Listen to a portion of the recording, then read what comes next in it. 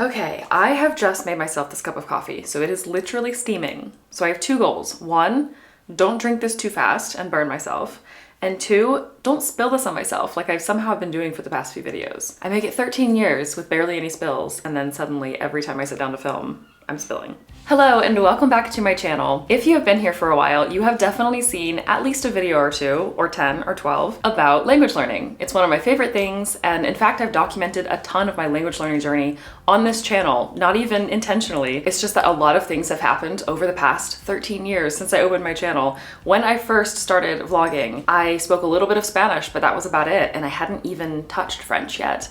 And now, as you might know, I have French nationality. I'm fluent in French. It's completely changed my life in so many positive and beautiful ways. And Spanish has too. And all the other languages that I've dabbled in a little bit here and there have also contributed something to me. So all of that is kind of a little bit of a disclaimer for what I'm about to do in this video, which is to complain about language learning. Listen, we can love something very, very dearly and still have things to rant about now and then. And that's what this video is gonna be, because it's been a while since I've done a sort of, complaining video. I don't do it often, so it was about time. Today, I have made a list of confessions, 5 things that are kind of hard to admit even to myself, but certainly in a video to you. 5 things that are just really annoying or frustrating or just overall negative sides of language learning. Things that I've experienced, things that I continue to experience now and then. It's just some realities that balance the scales a little bit from all of the very, very good things that I say about language learning. It does not mean that it's all sunshine and roses, and it can be really hard. And honestly, I think it's important once in a while to acknowledge that and to get it out there and to validate myself, hopefully validate you. Maybe you've clicked on this video because you're struggling a little bit, or you're wondering if you should continue with your language learning journey. And maybe this isn't gonna be the most inspirational of videos, but I do hope that by the end of it, you feel validated and you don't feel alone, but you still feel encouraged to keep going. Because at the end of the day, spoiler alert, this is not to tell you that you should not learn languages. In fact, I'm gonna say the absolute opposite at the end of this video, but we also have to acknowledge the realities of it because it's part of it. It's just part of it. The first difficult thing to admit is that it can be absolutely exhausting in a very special kind of way. If you've never really delved deep into language learning and tried to immerse yourself and tried to speak, you might not exactly know what I'm talking about, but those of you who have, you know. There's just something very different about how your brain processes and functions in your native language, or languages if you have more than one. I imagine it works kind of the same, but I only really know from the experience of having one native language. But it's very different from how you process and you think in a non-native language, even if you're very fluent. I actually have 2 examples here with French, which I am fluent in, and Spanish, which I would consider myself still intermediate in. With Spanish, my level of comfort has definitely fluctuated over the years and continues to, just depending on how much immersion I've been doing recently or if I've taken a bit of a break from it. But I mean, it can be 10 minutes, 20 minutes, 30 minutes, just depending on what kind of conversation it is, or if I'm mostly listening, or if I'm actually trying to engage and create sentences and stuff, and then it exhausts me a lot faster because, again, I'm not fluent. But there always comes that point, and fairly quickly, I would say, honestly, where my brain just gives up, and it just doesn't want to do it anymore, and I don't want to try and formulate my thoughts into Spanish because it's not fluent, because I'm not able to fully think in Spanish. It's always this exercise. I feel like I can feel the wheels turning, trying to create sentences and conjugate verbs and trying to just express myself in a very limited scope of what I can get out there. And funnily enough, it's not always English that my brain wants to revert back to. Oftentimes it's French. And I think because Spanish and French are a little bit more similar, my brain is seeking out something that is like Spanish but easy, and to me, French feels easy in those moments because I hit that breaking point of energy so much faster in Spanish. So my brain just wants to be like, how about French? We don't have to go back to our native language, but how about a little bit of French? That's so much easier. And that actually shows you how much more comfortable French is, because French becomes my saving grace in those moments when my brain does not want to do Spanish anymore. With French, I can go hours. I can do long dinners, I can do day trips, I can do hours and hours of conversation where I don't get exhausted. But that exhaustion point is still looming because French is still not my native language. So no matter how easy it might feel, there will be a point when the energy just plummets. And it's so different from when my energy just plummets in general. I mean, even in our native languages, especially if you might be a little bit introverted, I'm 50-50, so I have a little bit of that once in a while. You might feel a little bit of a dip just, in conversation and interaction and just kind of want to break. But this is very different from that too, because it's not always that I want to stop talking or I'm done, engaging or being social, but sometimes my brain just starts wanting to process those thoughts and ideas and feelings and expressions that I want to express in the most comfortable way, which is my native language. This isn't always easy to admit, I think in part because of how bilingualism or multilingualism is portrayed, or at least how I envisioned it before I was properly multilingual. But you imagine it, I think once you hit that fluency, I think you imagine it to be comfortable and easy, and it looks easy, especially if you're, looking at someone who maybe has two native languages. But it's not the same when you have a non-native language. Even if you gain fluency, it will become so much easier, and it's amazing to me how simple French now feels and how organically and naturally I can think in French and comprehend in French and express myself in French. But it's still not quite to the same level, and that is a difficult reality, I think, to accept. This next one is particularly difficult to admit, especially on the internet. But sometimes I have found myself wondering, is it actually worth it? This is especially relevant when it comes to third or fourth or even fifth languages, because like I said, I've dabbled in so many different languages here and there. Like I have learned a little bit of Dutch because I'm currently living in the Netherlands. I've been doing Portuguese, which I really enjoy.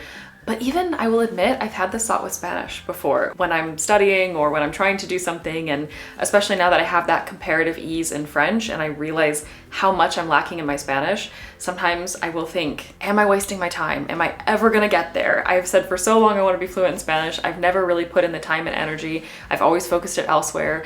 And sometimes I've had that thought, and especially when it comes to Dutch, Portuguese, Italian I've tried a little bit of, German, Mandarin Chinese, Welsh even I did a little bit of, just because I'm curious about languages. I'm curious about pronunciation and spelling and form. I'm a big nerd, you guys know that. I love learning new things, I love discovering new things, and even if I don't fully immerse myself in it, it can be fun to just dip your toe in the water. But I will say that once in a while, this like horrible creeping thought will come over me, and I will just wonder if my time will be better spent elsewhere. Is there something that could be more fun or more gratifying or bring me more instant rewards or something? Because, dabbling in languages doesn't exactly mean that you can then go and watch a TV show in that language. And sometimes that other thing can just be one of my main languages.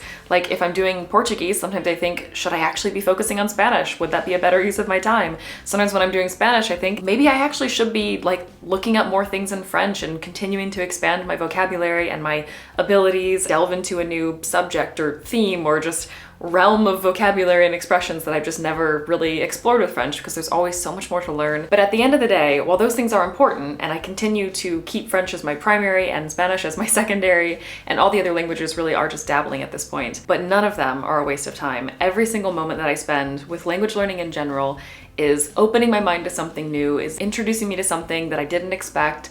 It's using my mind, it's exercising my mind, because speaking languages and learning languages is also just good for your brain. Even if it doesn't apply to that language specifically, it's such a good mental exercise, it's such a good thing to continue to do.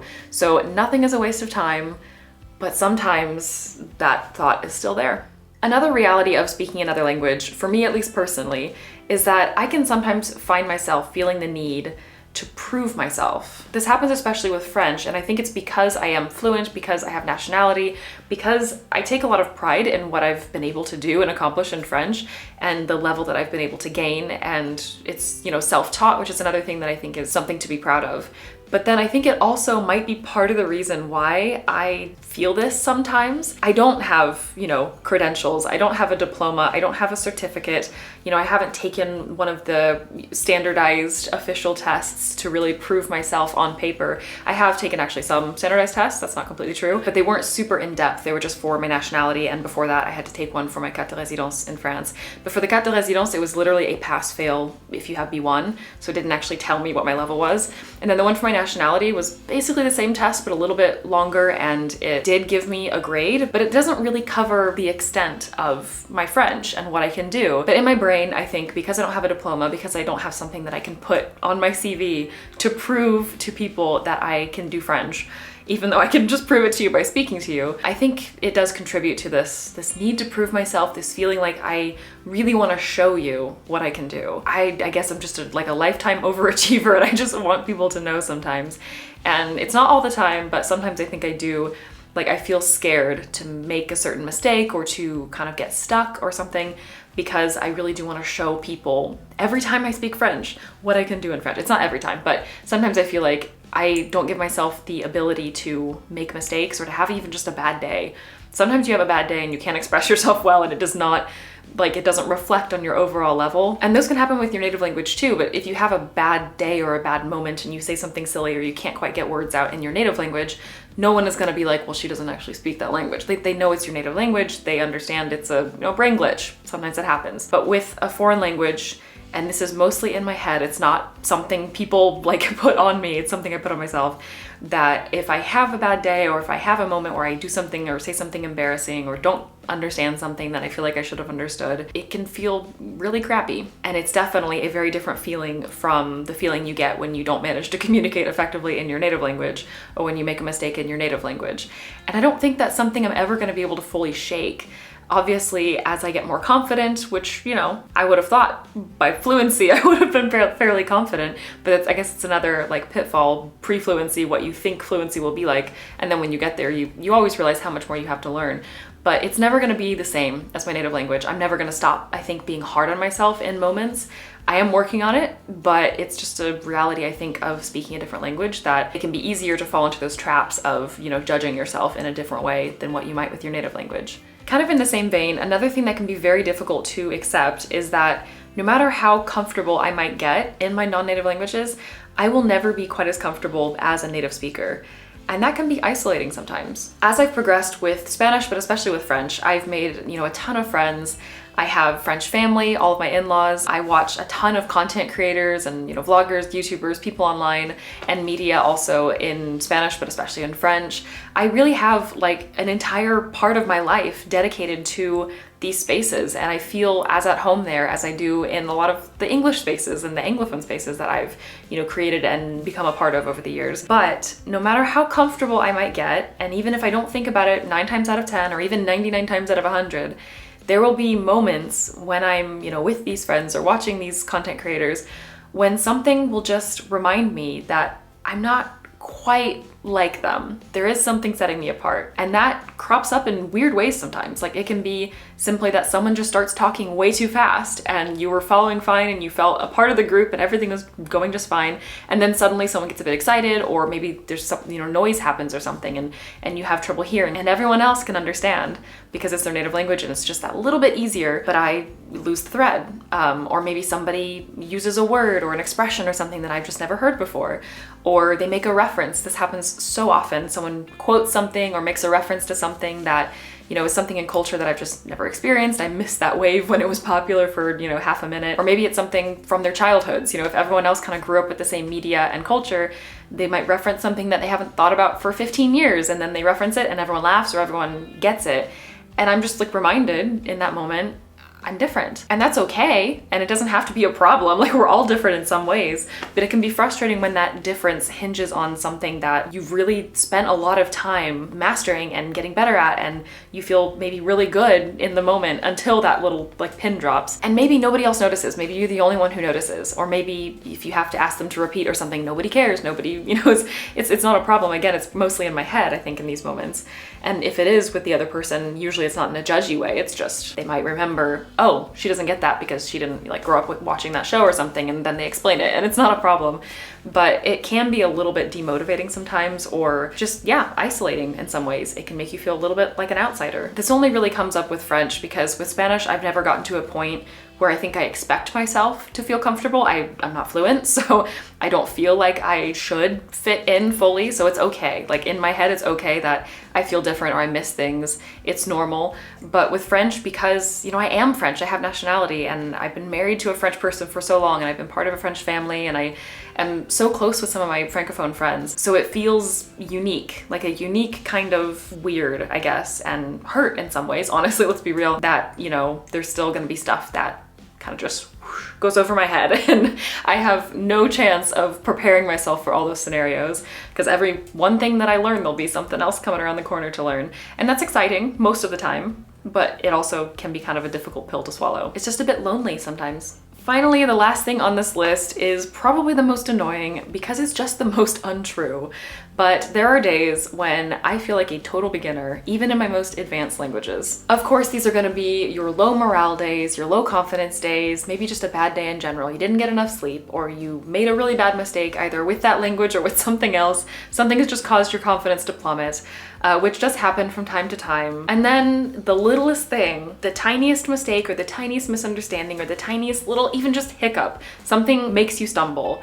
And suddenly you just feel like, have I made any progress? Am I just back at square one? Am I as bad as I was 10 years ago when I started this language? It is total bullshit, but it still happens. And of course, the feeling might be a reality, but the thought is not reality at all. It could not be further from the truth. Even in the languages that I'm just dabbling in, I'm making progress. It's very small progress. It's marginal comparatively to all the language that I have yet to learn if I do, choose to continue with it.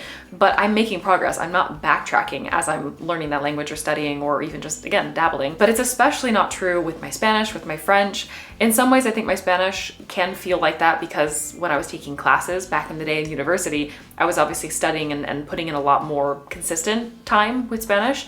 But now I'm working a little bit more towards conversational Spanish and more sort of fluency and ease with accessing the language, not necessarily expanding my vocabulary or preparing, for an exam. So it's very different, and I'm definitely progressing in those ways in a way that I didn't when I was taking university classes.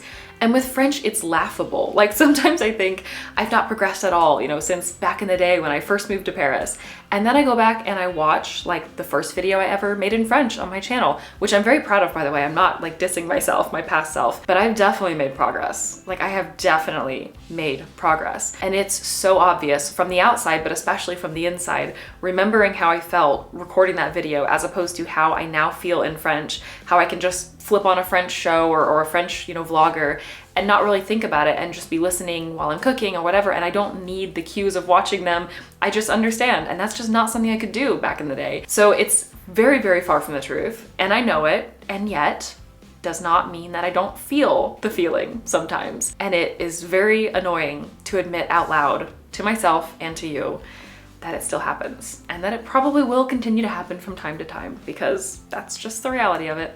On that note, I think I'm gonna wrap it up here. Those are 5 confessions that I have to admit about language learning. It wasn't exactly easy to admit to myself, but also to the internet and to you, because I know a lot of you are avid language learners like me, but I hope that it has made you feel seen and kind of validated maybe some of the struggles that you have gone through or are continuing to go through. It's hard to admit that some of these things I think are difficult to shake if we can't ever. Like I might not ever kind of get over these things. They might kind of always be there looming in the background, will occasionally kind of pop up and throw me off my game, and then they'll go away. But it does get better. It does get easier. I've definitely felt these things less over time, and I can only hope that they will get less and less as I continue to progress. But also I think there's something kind of cathartic about saying them and admitting them and accepting them, because with everything good, there also is some bad that comes along with it. And with language learning, these are just some of the bad things that I've experienced, but it is completely worth it. Just to reiterate, I told you I was gonna do it, but it is completely worth it. I'm not stopping, it's not going anywhere, but there's nuance and it's multifaceted. So there you go. There's some of the negative facets,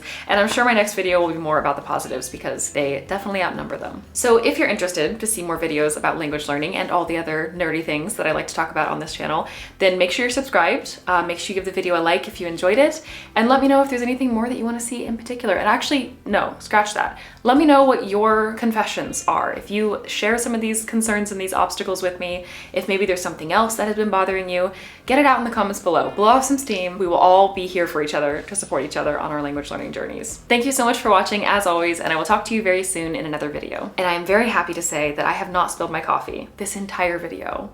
We're making progress.